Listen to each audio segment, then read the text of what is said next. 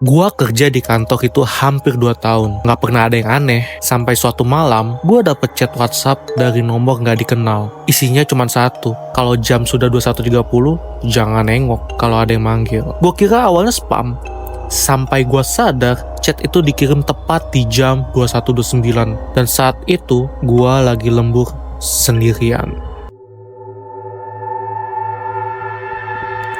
Welcome to Batas Nol.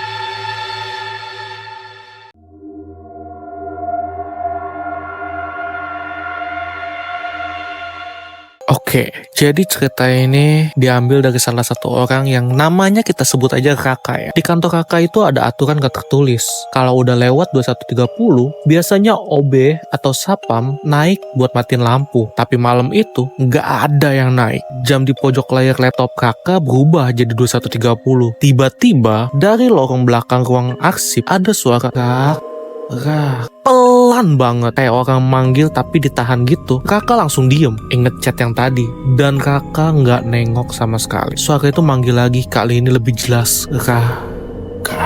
Kakak itu buru-buru turun ke lantai 1. Sapamnya kita sebut aja namanya Pak Darto ya, lagi duduk nonton TV kecil. Kakak tanya, "Pak, tadi ada yang naik gak ya?" Dia cuma nengok pelan. "Gak ada mas, karyawan terakhir ya mas Raka doang." Raka di situ ngerasa dingin karena tadi suara itu jelas banget dari lantainya Raka. Pas Raka balik ke atas, lampu lorong ruang arsip nyala semua. Padahal biasanya mati otomatis. Ruang arsip itu jarang banget dibuka siapapun. Isinya ya paling dokumen lama kayak laporan pajak dan berkas karyawan yang udah pada keluar. Besok siangnya Raka coba iseng buka dong, dan Raka nemuin satu map jatuh di lantai atas nama Sari Puspita. Nama itu kelihatan familiar. Dia karyawan lama yang katanya dulu sering lembur banget di kantor, dan 3 tahun yang lalu dia meninggal karena kecelakaan motor. Jam kejadian itu sekitar jam 22 malam.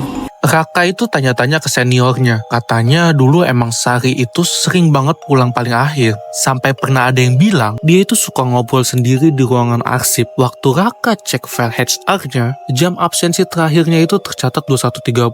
Padahal kecelakaannya jam 22.15. Yang artinya dia keluar kantor sekitar jam segitu. Tapi anehnya, di log CCTV lama yang masih disimpan, mobilnya nggak pernah kelihatan keluar dari parkiran. Malam berikutnya itu Raka lembur lagi. Raka itu sengaja pasang headset, pura-pura gak peduli gitulah. Jam 21.30, lampu ruang kerja kedip sebentar, lalu suara itu lagi.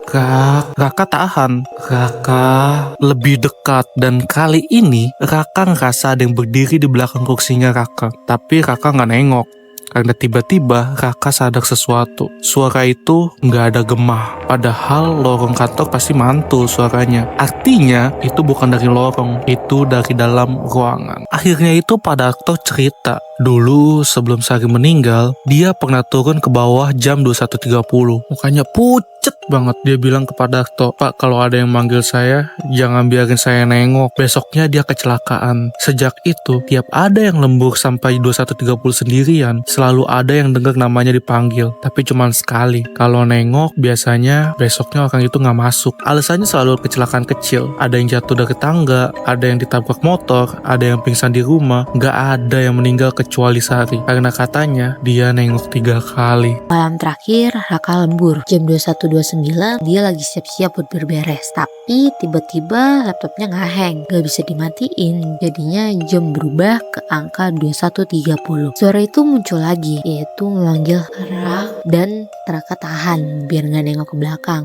Tiba-tiba suara itu muncul kedua kalinya manggil Raka. Kursi Raka terasa kayak didorong pelan, dan entah kenapa refleks dia langsung nengok ke belakang. Dan dia nggak lihat apa-apa, cuman ada ruang kosong. Tapi di kaca jendela ada pantulan seorang cewek berdiri di kursinya. Rambutnya panjang, mukanya itu nggak kelihatan jelas, dan dia lagi senyum tipis. Tiba-tiba lampunya mati. Tapi Raka selamat, nggak kecelakaan, nggak kenapa-kenapa. Tapi sejak malam itu, tiap jam 21.29 HP-nya selalu ada notifikasi WhatsApp dari orang yang nggak dikenal. Isinya selalu sama, "Besok jangan nengok lagi ya." Dan anehnya, foto profilnya sekarang itu bukan kosong, tapi foto kantor Raka yang diambil dalam ruang arsip. Olah-olah ada yang lagi berdiri di sana sambil nunggu jam 21.30.